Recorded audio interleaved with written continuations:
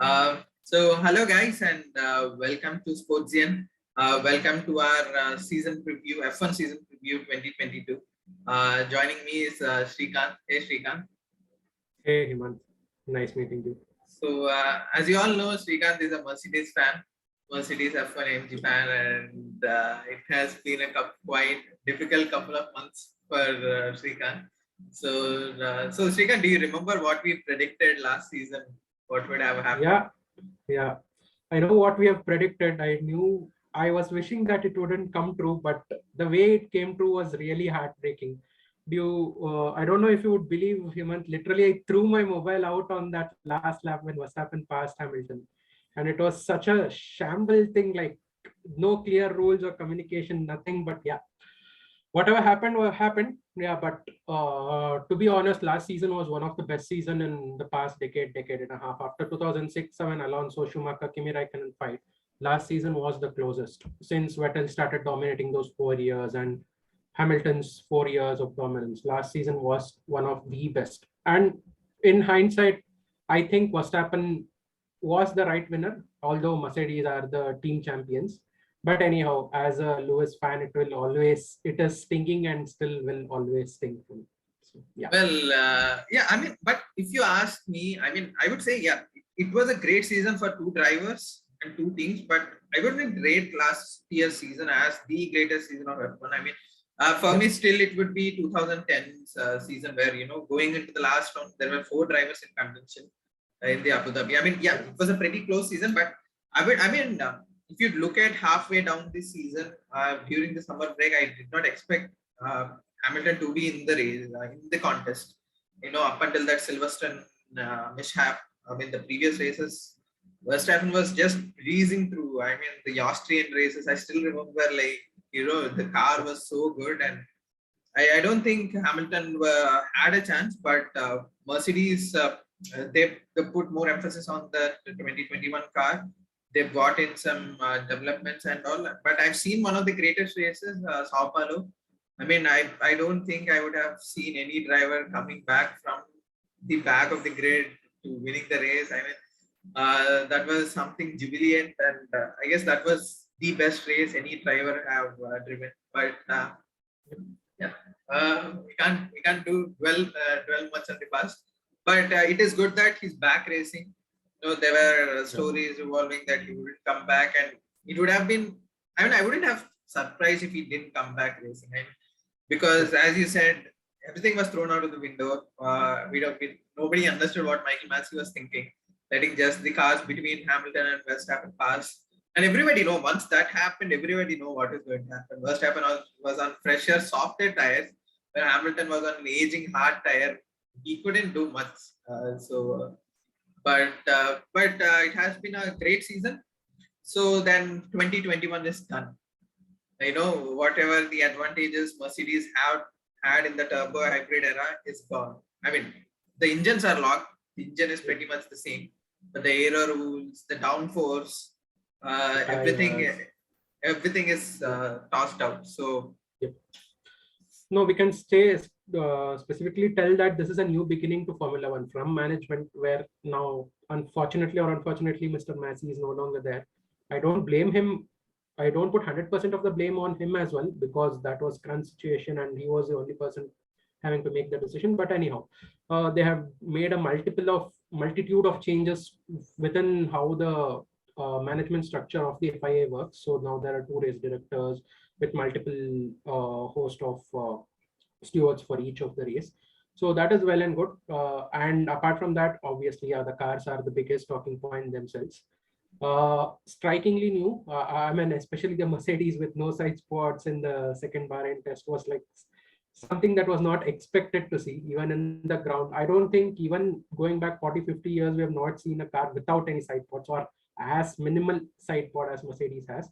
But yeah, the cars look good. And one more good thing is they are not as slow as everybody or even the FIA had predicted. They predicted at least like the cars to be slower by 4 to 5 seconds, but turns out like they are more in 1.5, less than 2 second car range. And it will definitely get filled up as the season progresses. These are the first brand new tests, the cars that are being tested for the first time.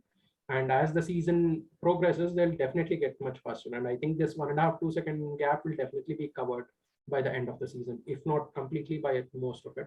But yeah, there are looks nice, and hopefully, if the racing is as good as what it was promised, it will be another good season. Yeah, and we have 10 different design philosophies. 10 teams, 10 different design philosophies. Nobody is copying anybody, at least not yet. So let's start with the constructors, the defending champions, Mercedes. Well, both the drivers are casting doubts around the car, but it is Mercedes being Mercedes. You cannot. I mean, I wouldn't rely on any of the statements being released by any of the team or any of the drivers, because practice tests are just for practice tests, practice runs. I think Vettel has put it. Nobody knows where they are.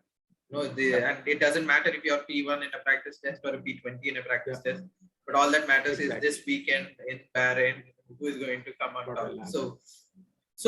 But one issue I observed with Mercedes cars is the purposing, the tumbling, the up and down of the car. Still, I don't think they have come on top of the solution where other teams are looking comfortable, but Mercedes still looking far way in that. Correct. And maybe I don't know if they're actually trying to solve that issue. If it is helping them go faster, it's okay. They'll hire 2 extra dentists for both George Russell and Lewis Hamilton at the end of the race, rather than just trying to dampen that movement and making the car slower. But yeah, jokes apart, yes, there are a few issues. Maybe the Mercedes is not as quick as it was in 2020. I think 2020 was the peak car even compared to last year. So I don't think they are in that terms, but definitely not a second or a second and a half behind, which the current testing pace shows. I still feel this is again a gut feel that Mercedes is still the quickest car, and come not even FP1, come qualifying 1 or qualifying 2, they will reveal their true pace. Maybe Red Bull is slightly ahead in terms of long race pace, but still I feel Mercedes on a 1 lap pace is still the quickest car, even in this season. Definitely you cannot go by what is the pace in this in the testing season, because nobody will never reveal, especially Mercedes will never reveal their hand this early on in the season. And talking about the drivers now, Lewis Hamilton is charged. I guess he feels that he needs to make a statement here. He wants to say to the world that this is not how he's going down. He says he has a fight now. He has a young driver pairing. I mean, he wouldn't have liked it. He would have liked Bottas to be there. He had a comfortable thing, but Russell has made his intentions clear in his Williams days. He's there to win a championship now. But I think Mercedes might have made a clear objective to follow team orders whenever it's required. So so that would be an interesting season for these 2 drivers as a team. Right. So Hemant, I'd just like to take you back a little bit. Do you remember what happened when Nico Rosberg and Hamilton had this similar fight and Hamilton lost out? And obviously Nico left, and like how revitalized Hamilton was, and like he was more eager to get those next championship, and literally destroyed everyone for the next 3-4 years until last year when Verstappen got one better over him. But yeah, I'm expecting something similar from Hamilton this season. I don't expect him to do that for next 4 years, because obviously he's getting older. Maybe next year or a year or 2. Definitely, and I think he will beat Russell at least, since they are in the same car now. Russell is a very good driver, one of my favorites, but given Hamilton's form and his current mindset, I think he'll definitely overshadow Russell in terms of inter-team battle. But whether he'll be able to beat Max with Red Bull looking so good, at least in testing, that is something that we have to see in the first 2 or 3, or in the first quarter of races, maybe the first 4 or 5 races. But again, one more interesting thing, Himanta, is like in the last 6-7 years, if you can go back and look at that, like the driver who wins the first race hasn't gone on to win the championship. This was the case reversed in like the time before that. The driver who usually won the Australian Grand Prix used to win the championship. But from the last 4-5 years, when Australia hasn't been hosting the first race, so it has been reversed. Like last year, Hamilton, the last 2 years or 3 years, Bottas won the first race. None of them went on to win the championship. So maybe not winning the first race or the first couple of races would be a good omen in that sense, perhaps, if Red Bull are the quickest car. I mean, from a Lewis Hamilton perspective. We'll see. Talking about the Bulls, I mean, Yeah. they're really pumped up with that win. I mean, Christian Horner needed that. Verstappen needed that. The whole team, the Milton Keys Honda needed that. Yeah. Honda needed it. Yeah, I mean, it was good to have somebody. Maybe they deserved it. There's no question of whether Max Verstappen deserved the title or not. Deserved it, but the circumstances which might have bought him that are questionable. But still, he's a world champion. Nobody can strip him from that title. There is no taking that away from him. Yeah, and there's no burden on Verstappen. He can just express himself from now on. Yeah, and you should remember that he has signed one of the biggest deals in F1 history. Yeah, signing for 7 years on a trot. Like if we leave out this season to 6 years in a trot, and he will become joint, I think, if not joint or more paid than Hamilton over those 6 years. So it's a multi-million-dollar deal, and Red Bull trust him, and he trusts Red Bull. To any driver to sign a 6 or a 7 year contract, that is huge. Or like even for a Formula One terms, it is unprecedented. Nobody has done it before. So that's a very good thing. I mean, it really shows how confident Verstappen is on Red Bull. I mean, Red Bull are obviously confident on Max. There is age on his side. He's not somebody in the 30s. He's like 24, 25. And he has a lot of age on his side. But Verstappen to show the faith in Red Bull is something, because you never know. Hamilton will retire in 2-3 years. So there will be a seat vacant, and I would say it's more of a faith repaying thing, exactly. Showing faith in the team. And the car looks good. It is fastest. There are, I mean, at least not on the outside. There are no reliability issues. Yeah. And Checo also is looking good. I think he's coming into groove with the car. So it would be interesting to see where this takes them. Yes. No, I think Red Bull are in a very good place. I think in the best place compared to all the other 9 teams. Although it is not defined on paper, there is a clear set hierarchy in the team, and Checo agrees with it. And obviously, Checo is a very good second driver compared to all the previous, with due respect to Gasly, Albon, and Ricciardo, everybody.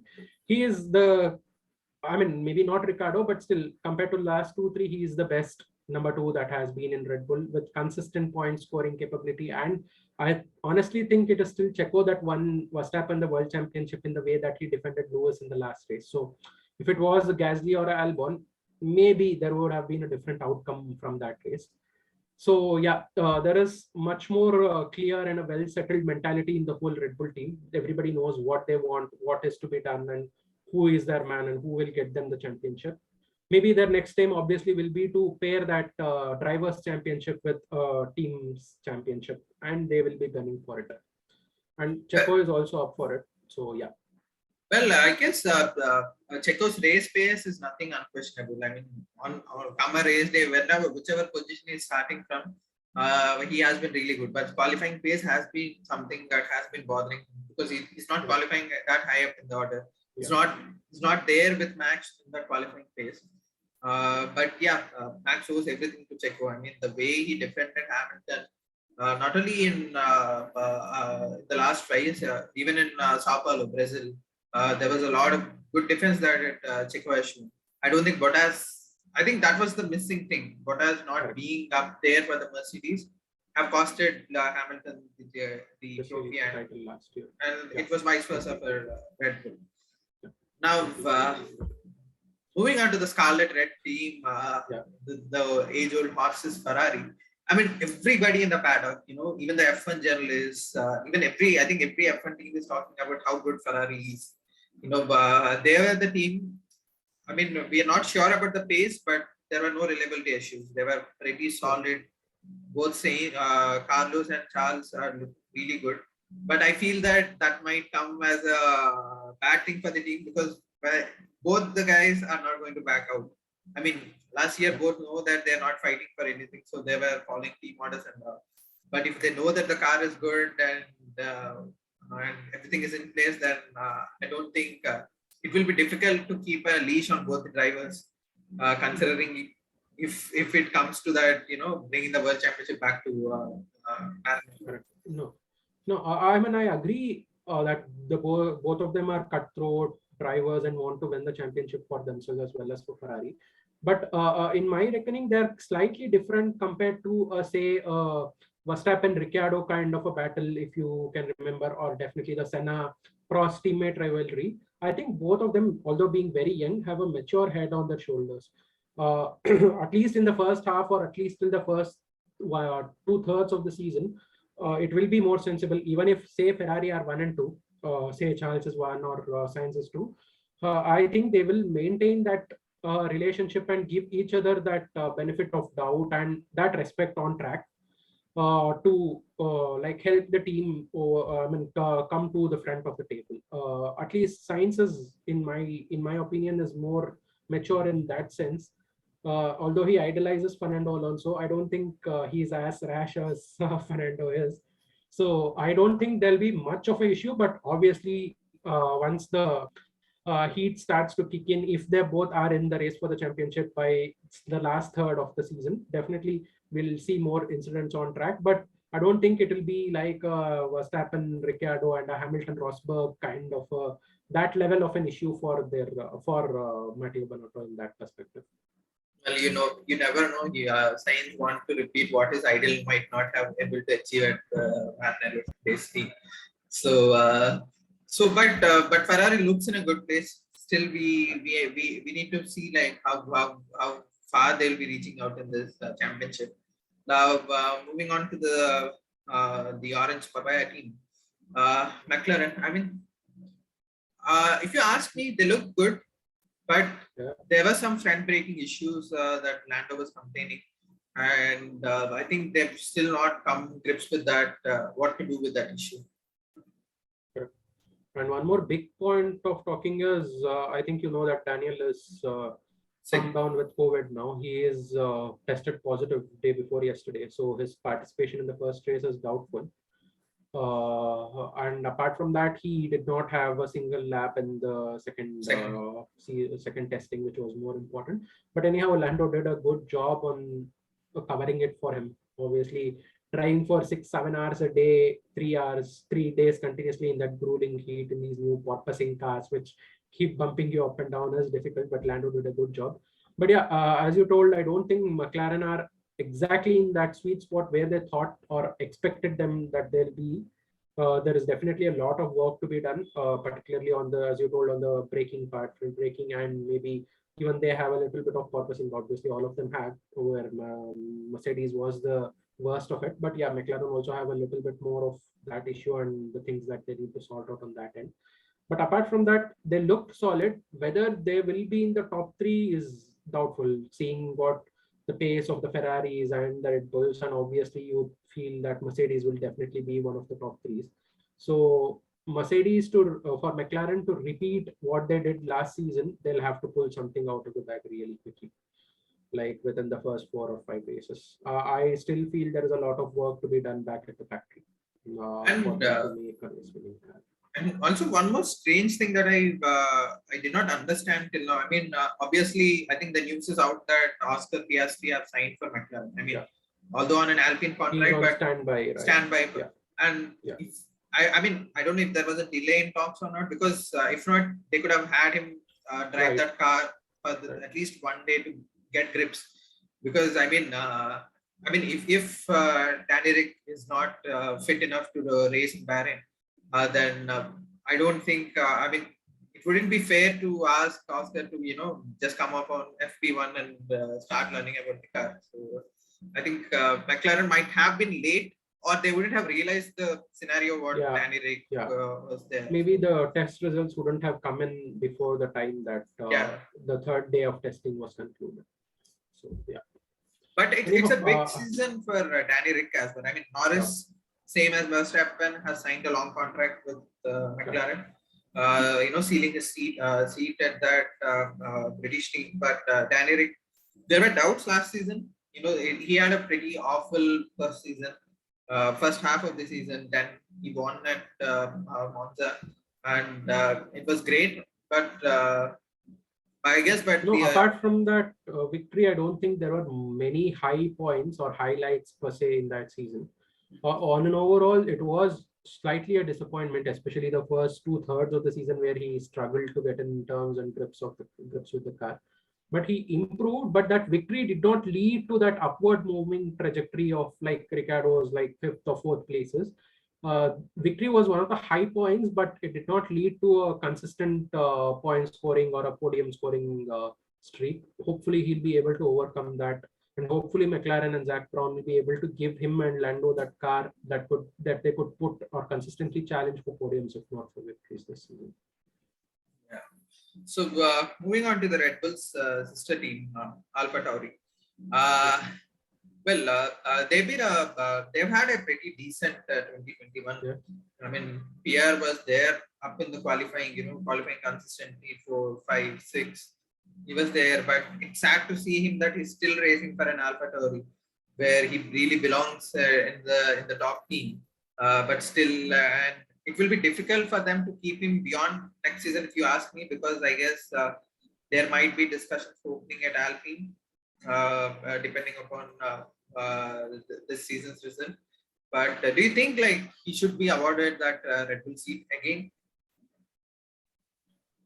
I don't know. I mean, like personally, yes, I definitely feel that he deserves that second seat at Red Bull. But even Helmut Marko and Christian Horner are not that keen on signing him back.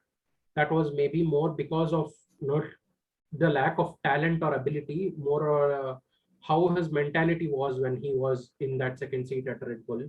Maybe that is what is not convincing them to re-sign him or back into that second seat. But having said that, he has improved a lot, like leaps and bounds in the last 2 years when he has been with the sister team. Definitely, if he is not getting that bump up next season, he is definitely moving out of Red Bull Academy per se. So out of AlphaTauri and maybe into an Alpine, or if a seat opens up at McLaren or somewhere else. That is definitely happening. There is no point in staying in AlphaTauri any longer, hoping that Red Bull will re-sign him back after this season. Well, and the car looked pretty decent as well. The AlphaTauri, I mean, not a championship contender, of course. We don't know what they're hiding, but still, it had. I mean, same as the Red Bull's team. I mean, they were confident. I think Yuki is also confident now around the car, and it will be interesting to see how much they can punch above the weight this season. Maybe a couple of podiums, maybe a surprise win here and there, and I guess that would do good for this. I mean, like based on what we have seen in the testing, they are the leaders in the midfield. I think they are even better than McLaren in terms of overall mileage as well as the time set by Gasly and Yuki. Definitely, they are above Alpines and the Astons. So obviously, the Haas were 1 and 2 on the second day of testing, which I don't know how they pulled it out. Magnussen coming right out of 1 year hiatus and getting his car on P1. But that apart, I think AlphaTauri are the leaders in the midfield. If McLaren is still having some issues, or at least they're right behind the McLarens and slightly in front of Alpines, Astons, and the Alfa Romeos in that sense. So should be an interesting season if Gasly can get onto a podium a couple of times and get in a cheeky victory somehow somewhere. Red Bull will have to sign him to, the sister team will have to sign him to Red Bull or let him go to newer prospects. So this is a make or break season for Gasly as well in that respect. Yeah, it's a make or break season for a lot of drivers, including Fernando Alonso and the Alpine's team. I mean, he scored a podium last season, which was good. I mean, he has not been in the podium for 7, 8 years. And it was good to see. And Alpine won a race with Ocon registering his first win. But there was a Otmar coming back. I mean, going to Alpine, even though there were rumors last season where he squashed them, and then suddenly, they let him go, and Otmar signing as the team principal. But Alpine is not looking that comfortable, right? There's no buzz there around in terms of. Yeah, maybe they have that 1 lap pace, but the reliability wasn't there. Like there was multitude of issues from porpoising and hydraulic braking, some fire. So in terms of reliability, definitely they are one of the worst teams, along with maybe Alfa Romeo. There definitely needs to be some work done on the reliability front. And the one more difficult aspect is like from the season Alpine, which is supplied by Renault engines, is the only team that is running Renault engines. So whereas all other engine manufacturers have more than at least two or more teams to test out their engines on. Even Honda has at least two teams or four cars that are running their engines, whereas Alpine has only two cars to run their Renault engines. So that might also be a challenge that they are facing at as of the moment. But yeah, in this midfield battle, I still feel Alpine are well lower. If you have to categorize the top three and the midfield and the lower midfield, I think I'll put Alpine in the lower midfield along with Haas and Alfa Romeo at this point in time. And I guess, as you said, it will be make or break season for Fernando, because he came back. I don't think he just came back to be somewhere in the midfield. Yeah. He really wants to throw in his hat for the championship, for the third championship that has eluded him for so long. Maybe he just lost so many championships with points difference, 3, 4, 5, and you should see like how much motivated will he be. Now, another make or break season for Aston Martin. Sebastian Vettel. I mean, I've read Mike Crack's interview, the new principal for Aston Martin, where he showed that they should give him a car to race on. Because I guess you don't know, but I guess they are keen on keeping him. But it really depends on Vettel's interest to keep driving, because obviously, I find fascinating. If you see Vettel's interviews nowadays or the past season or the before that season, everything is around the environmental causes, things that he's been doing. But nobody is talking about racing. Nobody is asking about would you want to win that 5th championship. And I feel bad, somebody, because I don't think Vettel. He's a great ambassador of the sport. He's been doing whatever he can, but still he's a driver. He still wants to win that 5th championship, and I guess nobody recognizes that. But I feel like it will be a break or make season for Vettel as well. If the only team people are unsure. Even at the F1 media, people are unsure about Aston Martin because they don't know whether the car is there or not. Nobody knows. Even the drivers are not giving any hints. So it might be a surprise, or it might be the same as last year. Yeah, exactly. No, in terms of looks, definitely Aston Martin checks out, and they're the first one if they give the championship for how the car looks. But apart from that, it has been very difficult to gauge where they exactly are.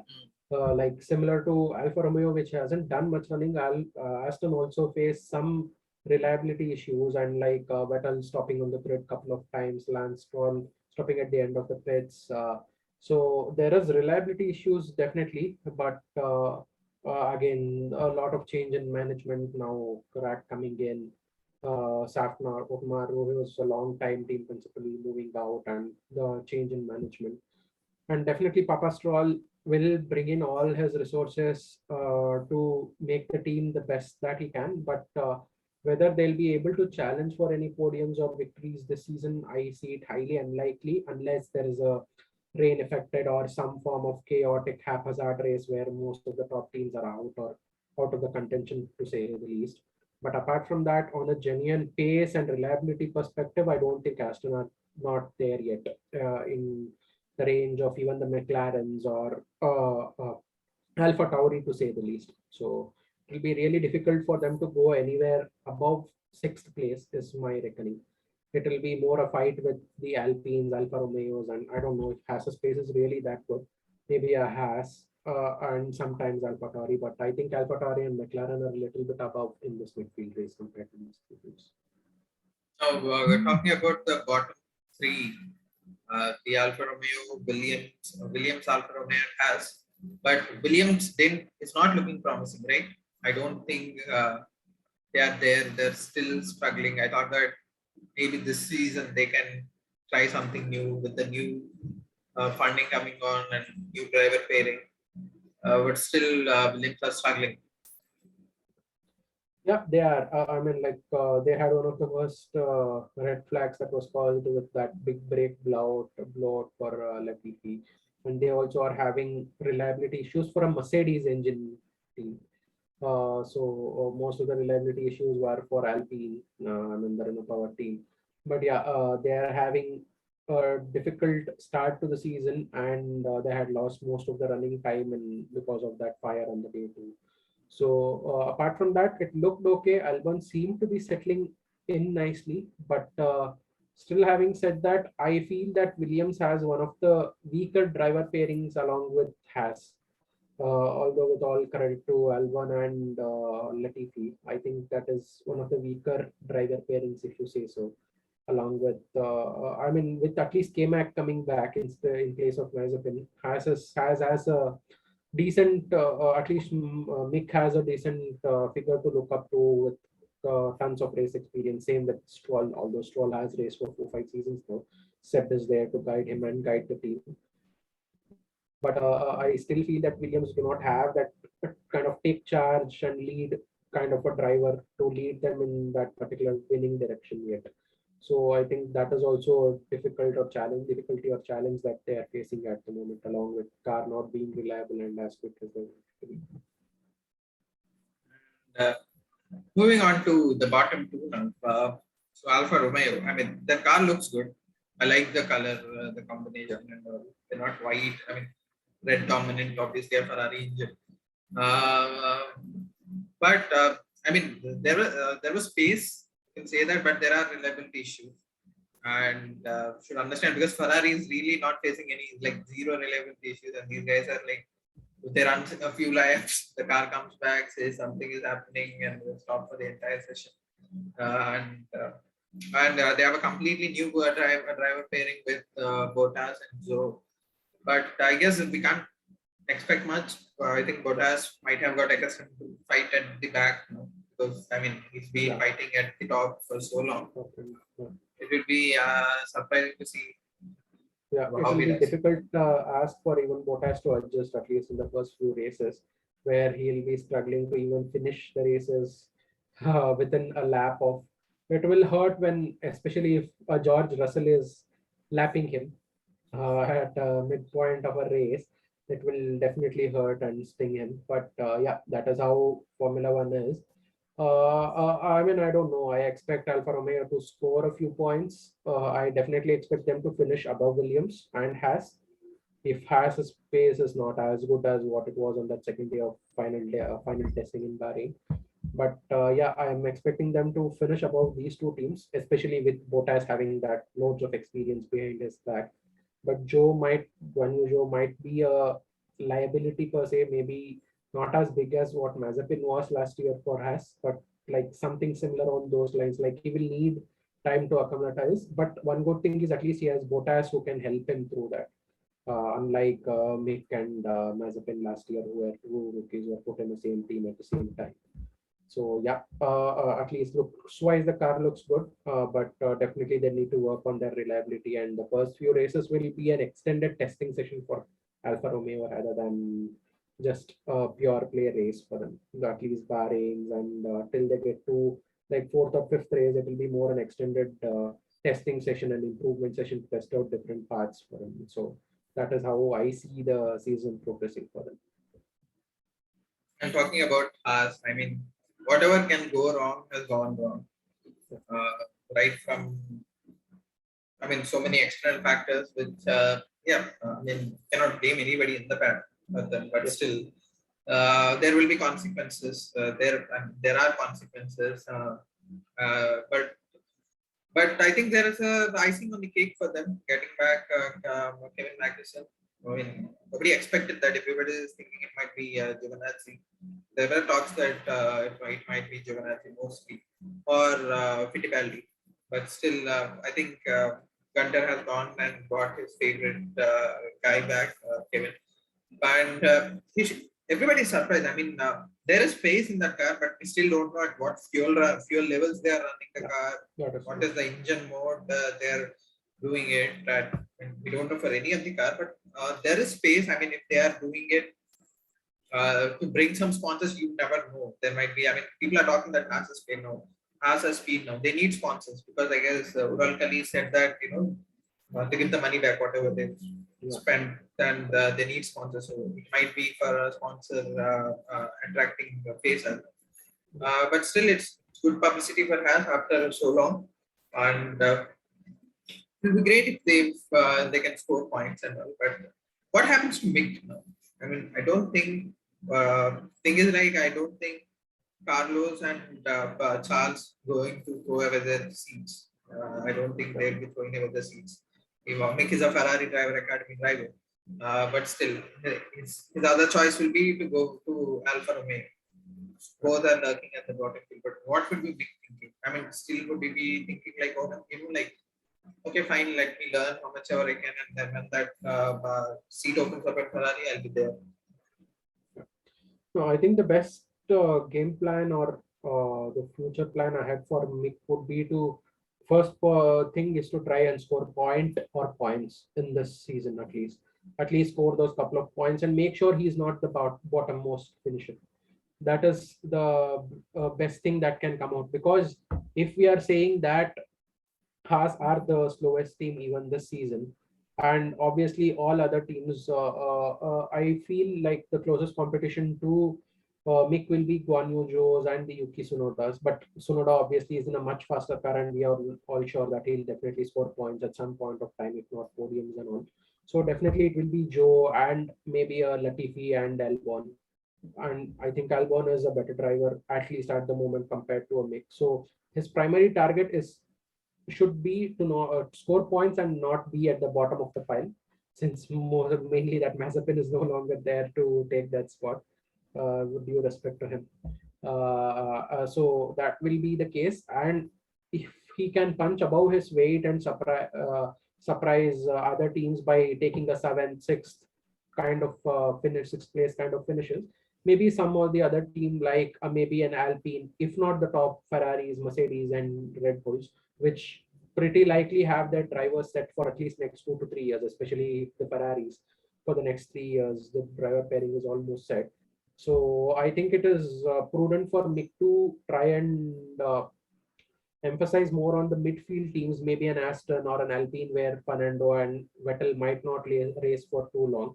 So I think it's better to grow step by step and go into a proper midfield team next, rather than trying to directly go to a Ferrari. But it can happen, especially with the surname of his. But for that to happen, he has to show extraordinary performance like what his father did to switch from Benetton to Ferrari. So that is my point of view on that. Cool. Then. So this is our season preview. Now, yeah, tell me, like, who's going to finish top 3 constructors and top 3 in the drivers? This is nice when every year we do this, but yeah, again, this is completely gut feeling and not based on what we have seen in these past two tests. But again, I feel let's go from constructors. This time I have a feeling that, I don't know, Red Bull could win the constructors championship, but I feel like Hamilton or one of the Ferrari guys might win the drivers championship with Max finishing second. So this is my prediction for the drivers. And but again, Max, if not Max, it will be either Hamilton or I think Charles winning the drivers championship and Red Bulls winning the team championship. I'll give a really biased answer. I would want Vettel to lift his 5th drivers championship. I mean, I don't know. I felt that he was comfortable with the car, and maybe it's my bias towards Vettel, and I felt that Aston was handbagging a little bit. But still, I mean, I would say like, Vettel will win the championship. With I believe Russell will be second, and Verstappen will be third. So this is my drivers thing. And constructors, I would go with Ferrari. I would go with Ferrari, and second would be Mercedes, and third would be Red Bull or Aston. Red Bull or Aston. So yeah. So this is a really dramatic choice. So if this happens, we'll be up for one hell of a season if this lineup of drivers and teams championship, if it is like this at the end of the season. Well, yeah. The main idea for this season to have closer racing, giving that bottom teams to try and not be blown away straight away. So and we believe that will happen. And yes, we'll post more content on this upcoming season. And guys, so you can also let us know what will be your season predictions in the comment section.